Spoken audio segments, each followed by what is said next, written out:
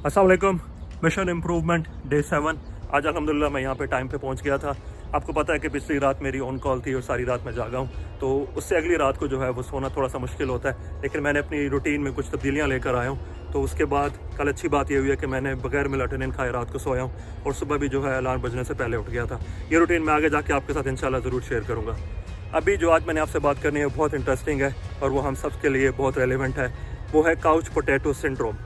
Couch potato syndrome क्या है, इसकी लिटरेचर में आपको कोई डेफिनेशन नहीं मिलेगी, लेकिन मैं आपको बताना चाहता हूँ कि इस वक्त जो रिकमेंडेड वीकली एक्सरसाइज है उसमें कहा यह जाता है कि आप हफ्ते में 5 दिन 30 मिनट से ज़्यादा एक्सरसाइज करें, कोई भी फिजिकल एक्टिविटी करें, ख़ासतौर पे एरोबिक एक्सरसाइजेस यानी स्विमिंग, रनिंग, साइकिलिंग वगैरह। इसमें जिम में खड़े होकर मसल पंप करना शामिल नहीं होता। I am sorry to disappoint वो लोग जो अपनी बॉडी को खूबसूरत बनाने के लिए दिन रात कोशिश करते रहते हैं। आपने अपने आप को मूव करना है। तो इस डेफिनेशन के हिसाब से अगर आप हफ्ते में 150 मिनट की फ़िज़िकल एक्टिविटी नहीं करते तो आप काउच पोटैटो हैं।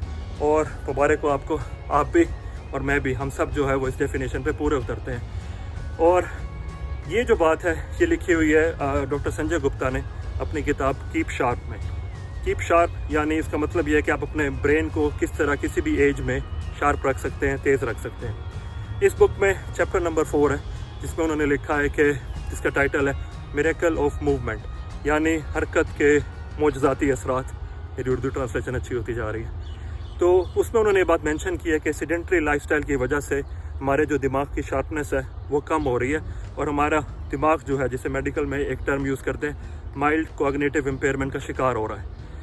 इसकी उन्होंने साइंस ये बयान की है कि जब आप एक्सरसाइज नहीं करते और आप दिन में ज़्यादातर काउच पे बैठे रहते हैं या लेटे रहते हैं तो इससे आपके जो ग्लूकोज यूटिलाइजेशन है वो कम होती है। आपके मसल जो है जब रेस्ट पे रहते हैं तो उनमें इन्फ्लेमेटरी प्रोसेस शुरू हो जाता है और जो एक लेप्टिन हार्मोन है जो हमारी भूख को रेगुलेट करता है वो भी डिसरेगुलेट हो जाता है। तो इन तमाम चीज़ों की वजह से जो है ओबेसिटी, क्रोनिक डिजीज़, इन सब का जो है पूरी दुनिया में लोग शिकार हो रहे हैं। और उन्होंने ये बात की है कि इसके दिमाग पर जो है ना बहुत ज़्यादा असर आता है। और जब मैंने ये बात पढ़ी है तो मेरे लिए जो थी ये रेड लाइन थी। उसके बाद मैंने कहा है कि यार दैट्स इट, अब अपने लाइफस्टाइल में ना तब्दीलियाँ लेकर आनी है, क्योंकि आपको पता है कि मुझे अपने क्यूरियस माइंड से बहुत प्यार है और मैं नहीं चाहता कि ये स्लो हो, क्योंकि अभी हमने आगे जाके और बहुत से काम करने हैं इंशाल्लाह। और आप सबको भी मुझे अंदाज़ा है, क्योंकि हम सारे हाईली स्किल्ड वर्कर हैं।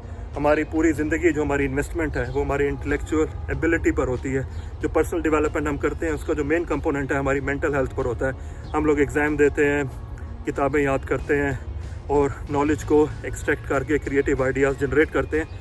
तो इसलिए हम सब के लिए हमारी मेंटल हेल्थ, हमारी जो इंटेलेक्चुअल कैपेबिलिटी और सोचने समझने की सलाहियत है वो एक बहुत बड़ी सुपर पावर है और जिस पे हमें बिल्कुल भी कंप्रोमाइज़ नहीं करना चाहिए। प्रॉब्लम ये होती है हम एक्सरसाइज के लिए अपने दिन में रूटीन बनाते हैं, लेकिन जैसे ही हम थोड़ा सा बिजी होते हैं, कोई काम आता है या हमारा स्केड्यूल जो है ऊपर नीचे होता है, तो सबसे पहले हम अपनी लिस्ट में से एक्सरसाइज को निकाल देते हैं। हालांकि डॉक्टर संजय गुप्ता ये कहते हैं कि आपकी जो टॉप प्रायोरिटी है, आपके जो डेली रूटीन है उसके अंदर वो एक्सरसाइज, फिजिकल एक्टिविटी होनी चाहिए। उससे आपने किसी भी सूरत में कंप्रोमाइज़ नहीं करना। चाहे आपका एग्ज़ाम है, आपके बच्चे आपको मसरूफ़ रख रहे हैं, आप ट्रैवलिंग कर रहे हैं या कोई भी दूसरी आपकी मसरूफियत है। तो उसमें उन्होंने जो मेंटल हेल्थ से रिलेटेड और ब्रेन से इफ़ेक्ट पे जो उन्होंने बात की है वो बड़ी अहम है। उन्होंने कहा है कि जो फिज़िकल इनएक्टिविटी है उसकी वजह से आपके दिमाग के जो हिपोकैम्पस है, जो कि अभी तक ये समझा जा रहा है कि हमारी मेमोरी स्टोर करने का जो हिस्सा है ब्रेन के अंदर, वो श्रिंक हो जाता है। और जो ओलिगोडेंड्रोसाइट हैं, जो कि वो सेल हैं जो हमारे दिमाग के स्ट्रक्चर्स को सपोर्ट करते हैं, उनकी तादाद बढ़ जाती है।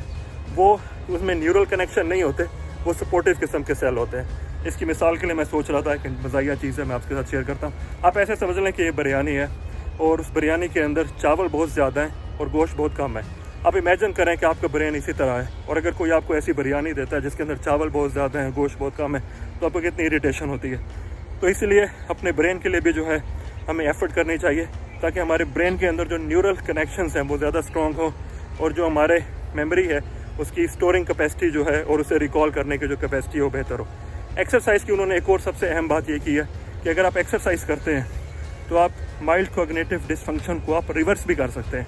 इस वक्त हम सब जो है रिसर्च को फॉलो करते हैं, तो आपको पता होगा कि अल्जाइमर्स जो एक बहुत ख़तरनाक बीमारी है जिसकी वजह से हमारी जो सोचने समझने की सलाहियत है वो इफेक्ट होती है, मेमोरी ख़राब हो जाती है, उसकी अभी तक ट्रीटमेंट के लिए कोई दवाई नहीं आई। लेकिन अल्जाइमर से पहले एक स्टेज होती है जिसे माइल्ड कॉग्निटिव इम्पेयरमेंट कहते हैं। जो अमेरिकन सोसाइटी है न्यूरोलॉजी की, उसकी 2018 की मेरे ख्याल से गाइडलाइंस है, उन्होंने अपनी बुक में शेयर किया हुआ है कि उसके मुताबिक जो माइल्ड कॉग्निटिव इम्पेयरमेंट है आप उसे एक्सरसाइज के ज़रिए रिवर्स कर सकते हैं। ये बहुत ज़बरदस्त पॉइंट है। इसका मतलब ये है कि अभी भी देर नहीं हुई, क्योंकि हम सब एक्सपीरियंस करते हैं कि डेली रूटीन के दौरान हम लोग चीज़ें भूलते हैं, हमें किसी का नाम नहीं याद हो रहा होता, कोई चीज़ हम याद करने की कोशिश कर रहे होते हैं या कोई काम होता है वो हम भूल जाते हैं। तो ये सारे जो है माइल्ड कॉग्निटिव इम्पेयरमेंट की निशानियाँ हैं।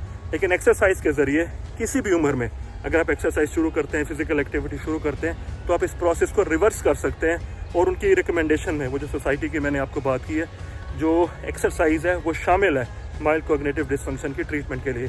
तो ये एक बहुत ज़बरदस्त चीज़ है। और उन्होंने काफ़ी मिसालें दी हैं ऐसे एथलीट्स की और ऐसे लोगों की जिन्होंने ओल्ड एज में भी जाकर जो है एक्सरसाइज स्टार्ट की है और उसके बाद जो है उन्होंने बहुत अच्छा परफॉर्म किया। एक ब्रिटिश स्पोर्ट्समैन थे, उन्होंने 80s में जाके जो है लंदन मैराथन कंप्लीट की है।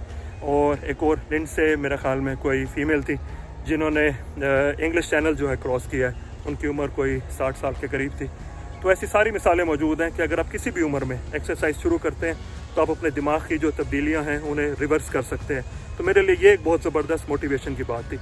तो इसीलिए अब जो चीज़ें आपने ज़हन में रखनी है वो ये है कि आपने हफ्ते के अंदर अपने 150 मिनट जो है पूरे करने हैं, यानी 30 मिनट्स 5 टाइम्स अ वीक। और उसमें दूसरी एक और अहम बात यह है कि अगर आप चाहते हैं कि आप नेक्स्ट लेवल पर जाएँ तो आप डेली 1 घंटा निकालें। वो कहते हैं कि 63 मिनट्स या 64 मिनट्स जो हैं आप डेली अगर एक्सरसाइज करेंगे तो आपकी जो मेंटल फंक्शनिंग है, जो आपका दिमाग है, वो शार्प हो जाएगा। और ये बहुत अहम चीज़ है, ख़ास तौर पे आजकल के दौर में जो हमारे पास टेक्नोलॉजी है और बहुत ज़्यादा डिस्ट्रैक्शंस है, तो अपने दिमाग को तेज़ रखना जो है इस वक्त सबसे बड़ी जो है हमारे दौर की ज़रूरत है।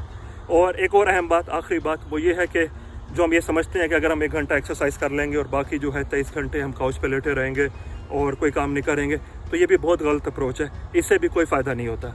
असल में आइडिया ये है कि आपको फ़िज़िकल एक्टिविटी को और जो ऑन द गो जो आपका लाइफस्टाइल है उसे आपने अडॉप्ट करना है और आपने इसे अपनी रूटीन का हिस्सा बनाना है। उसमें यह है कि आप हर घंटे में 2 से 3 मिनट जो है आप ऐसे रखें कि आप जो है उसमें खड़े होंगे, आप फिज़िकल एक्टिविटी करेंगे। इसमें हमारे पास गैजेट्स हैं, मोबाइल है, स्मार्ट वॉचेस हैं, रिस्ट बैंड्स हैं, उन पे आप अपने अलार्म्स लगा लें कि हर घंटे में जो है आपको रिमाइंडर आएगा कि आप 2 मिनट के लिए, 3 मिनट के लिए एक्सरसाइज करें। तो इस तरह जो है जब हम इसे एज अ लाइफस्टाइल अडॉप्ट करेंगे तो इंशाल्लाह हम अपने ब्रेन को भी तेज़ रख सकते हैं। उम्मीद करता हूँ कि आज की बात आपको पसंद आई होगी। ये बुक ज़रूर पढ़ें। अगर पूरी बुक नहीं पढ़ सकते तो एटलीस्ट इसका चैप्टर नंबर 4 ज़रूर पढ़ें। अपना ख्याल रखें। अल्लाह हाफ़िज़।